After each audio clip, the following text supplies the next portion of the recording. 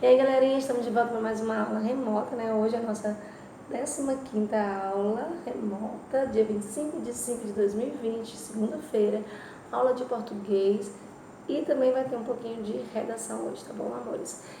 E a gente está no livro 2, então vamos para a correção da página 25 no Divirta-se, que foi tarefinha de casa, onde você tinha que ler a charge, né? E aí depois conversar com a gente sobre o humor que ela traz. Então, o que é que há de engraçado nessa charge? A charge ironiza o fato de que os portugueses se instalaram aqui no Brasil para explorá-lo, mesmo tendo identificado que aqui já haviam habitantes, que eram quem, gente? Os nativos. E quais são os elementos que geram esse efeito de humor? Justamente as palavrinhas livre, né? Ele pergunta livre e ele responde ocupado. E aí não deu a menor importância para isso. Né? Isso aí depois você vem para a parte das atividades complementares, onde você vai ler a tirinha do personagem Papa Capim, de Maurício de Souza. E aí na primeira pergunta, a quem Papa Capim se refere ao utilizar o termo Caraíbas? E aí a gente consegue entender que Caraíbas, aí ele está falando de quem, gente? Homem branco, exatamente. Qual a expressão vemos no rosto dos personagens, no último quadrinho? E aí, olhando para o último quadrinho, a gente percebe que é espanto, claro. Explica a mensagem que esta tirinha transmite ao leitor. Justamente, o progresso traz a destruição da natureza, não é isso, gente? Nos balões do segundo quadrinho, são usados pontos de interrogação. Para que eles servem lá nesse quadrinho? Para transmitir uma mensagem. Separe as palavras a seguir quando possível e circule os encontros vocálicos, se você identificar. Então, sabia, tem. Encontro? Claro que tem. Ia, né? Sabia, separa, mas mesmo assim circula o encontro. Lua, lua, tem encontro? Tem. Cobra, cobra, não tem encontro. Progresso, também não tem encontro. E aí na página 26 você lê um textozinho muito interessante sobre as línguas indígenas, né, que são muitas línguas de muitos povos. Depois vai responder 6, 7, 8, 9 e 10 no caderno. E página 27 é para relacionar o tipo de frase e a pontuação final que deve acompanhar ao seu exemplo. Então, vamos lá. Ponto final, ele se refere a quê? Isso, frase declarativa. E a frase é: ontem li uma reportagem de divulgação científica. Ponto de exclamação é para quê? Sim, frase exclamativa. E ele se refere à frase: olha só a descoberta desse cientista. O ponto de interrogação se refere à frase interrogativa. E olha só a frase: você leu a reportagem que saiu na revista? E aí depois é justamente aquilo que a gente acabou de falar sobre você separar a sílaba, né? E circular o encontro vocálico. Só que aqui já você tem que identificar no encontro vocálico vogal e semivogal. A gente sabe que quando as sílabas se separam, se tiver uma vogal, ela é vogal. Mas se tiver duas na mesma sílaba, uma é vogal e a outra é a semivogal. Nunca existe semivogal sem vogal na sílaba, hein, gente? Entendam isso. Então, se, em, se a. Se, tem um izinho aí, em, tem um ezinho ali, se a. O se a tá tudo junto. Então, só onde está o si é vogal, né? Só onde está o em, vogal também. E se a tá tudo junto, então tem uma vogal e semivogal aí. Quem é a semivogal?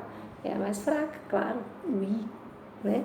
Então, assim você vai fazer de referente ao peixe, investigação e diminuição. No peixe, pei, né, que é onde está o encontro. Quem é a vogal aí? Claro, é. E semivogal? I. Peixes. Investigação. Investigação. Onde tem o encontro? No são. Quem é a vogal? Quem é a semivogal? A, vogal. O, semivogal. Muito bem. Diminuição. Diminuição. Então, o U e o I se separam. Mas mesmo assim tem um encontro aí, né, gente? Mas como eles estão separados, cada um é uma vogal, porque eles estão em sílabas diferentes. Então, em nenhum momento aí tem uma semivogal. Agora, no são, sim, tem uma semivogal, porque ele está juntinho com outra vogal na mesma sílaba. ok? Que é justamente o O do ão, que é semivogal. O resto tudo é vogal, né, gente? Agora vamos para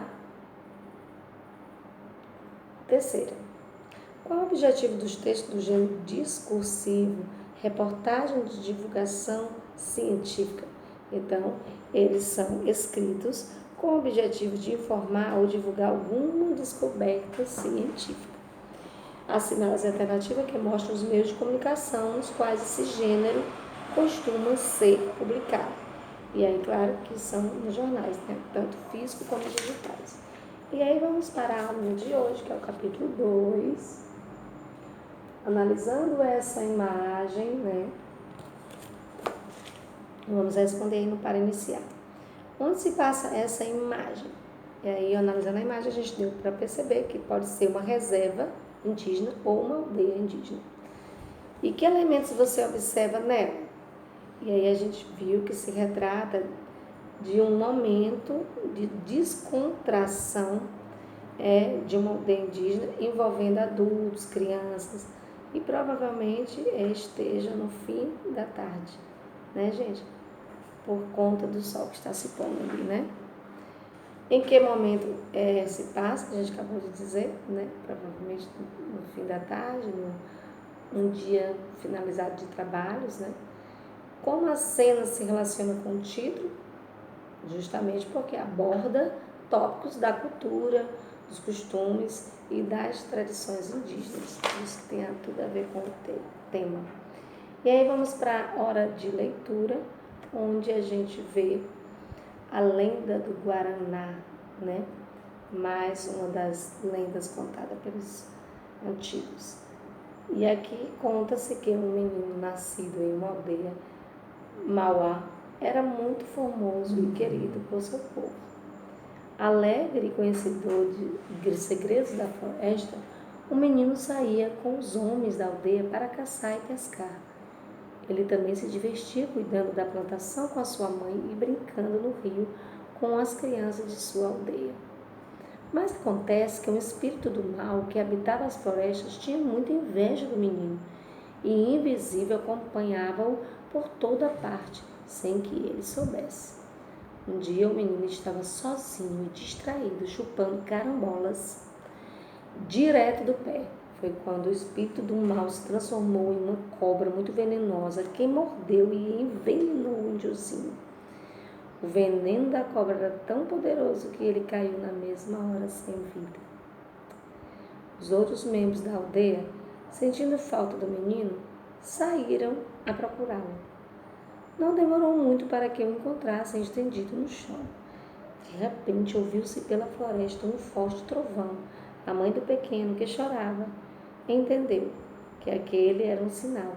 Tupã estava pedindo que os olhos da criança fossem plantados na terra, para que servisse de semente, cujos frutos saborosos fariam grandes bem para a sua aldeia. Foi assim que surgiu o Guaraná.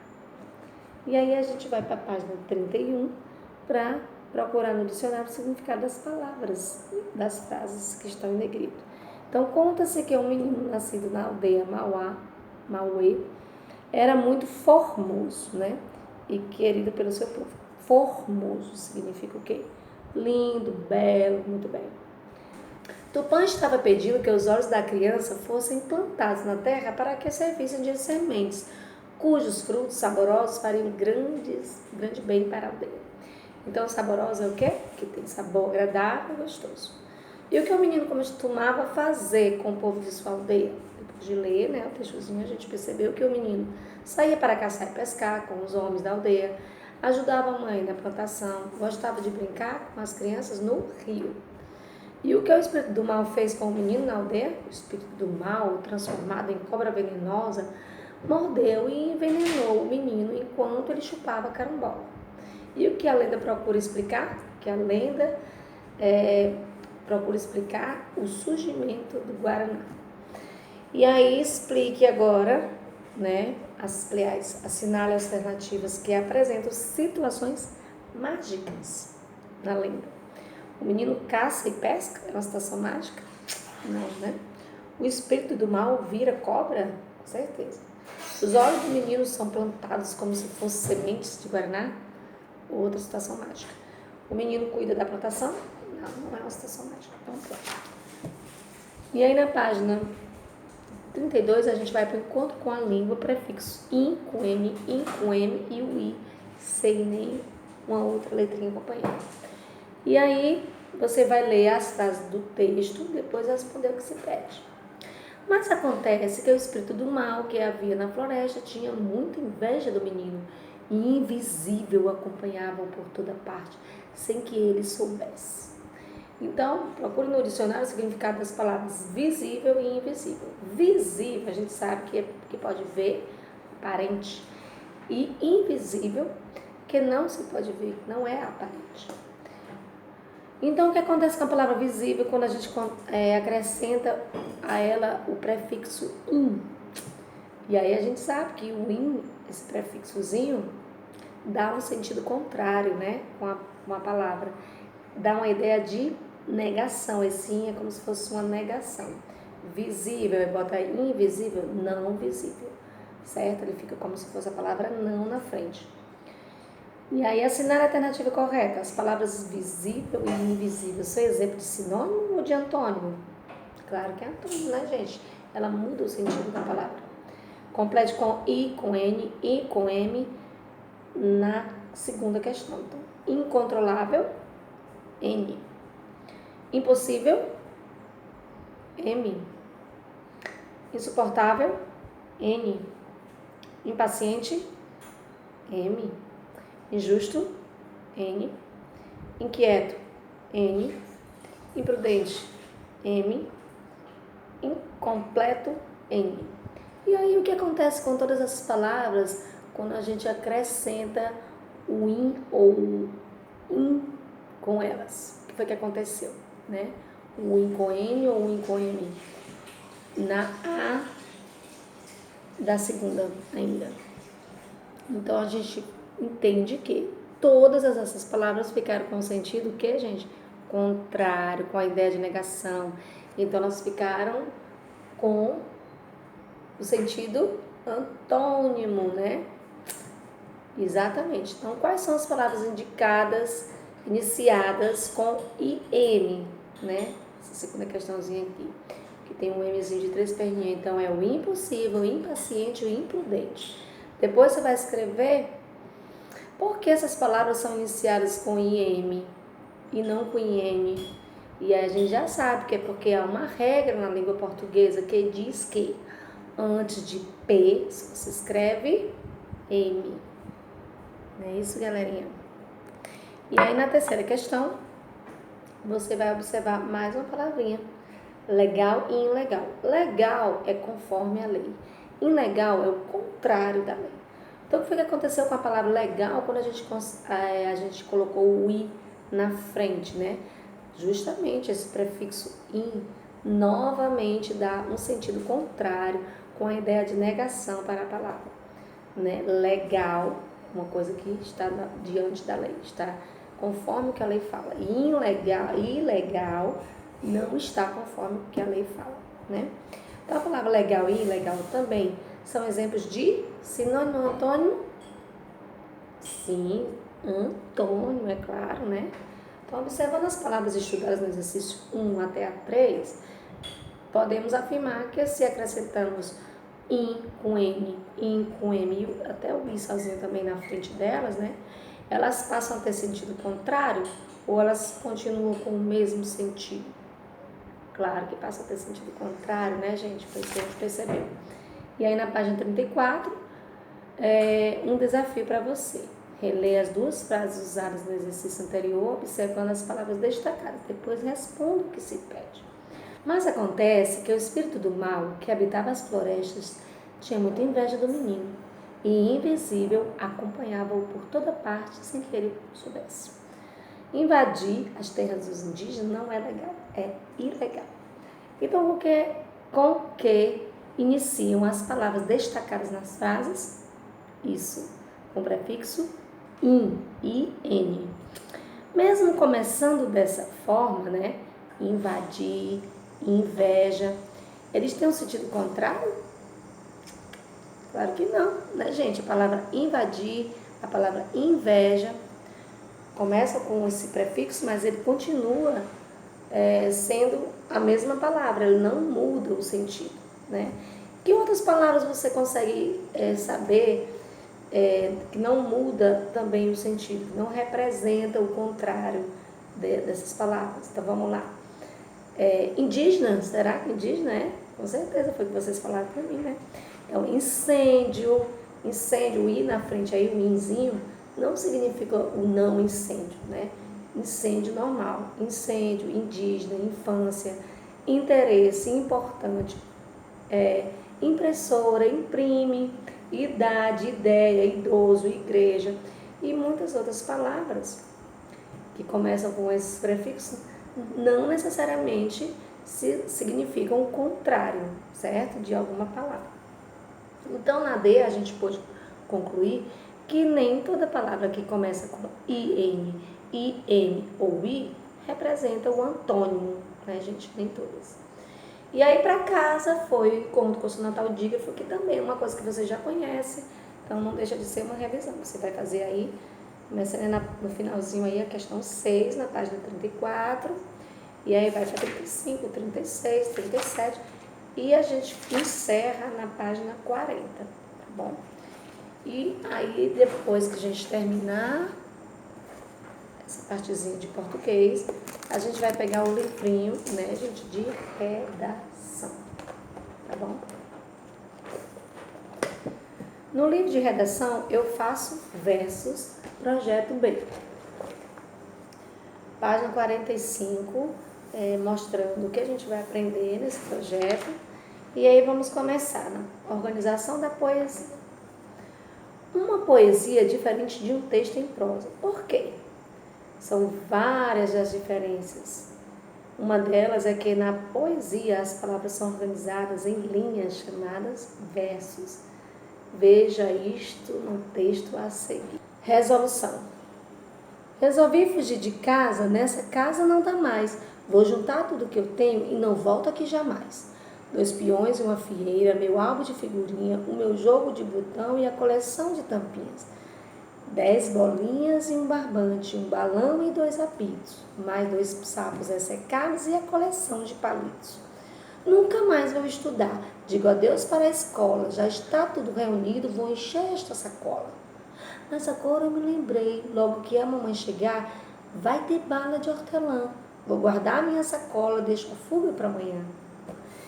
E aí você vem para a página 48, onde você já fez a leitura oral do texto resolução, né, com a tia, mas você faz uma agora sozinho, depois que você ouviu o texto com ritmo e entonação adequada, você vai tentar fazer, tá bom? Do mesmo estilo que a tia Sara acabou de lhe mostrar.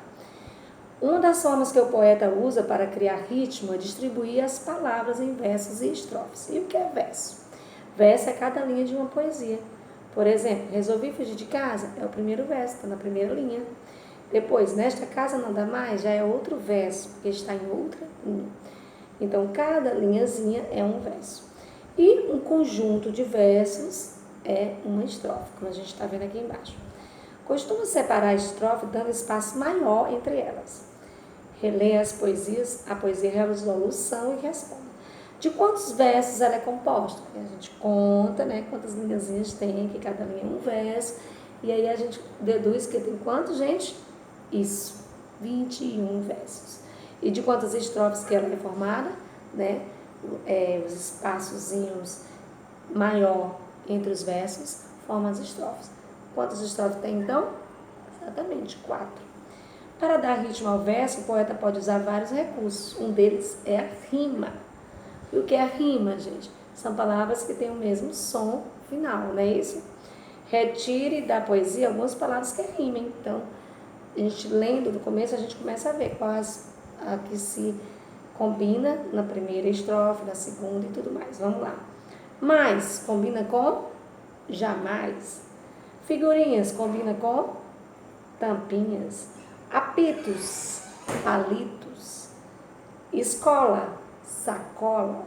E hortelã, amanhã. Percebe-se aí que o som é igual, né, ao final de cada palavra.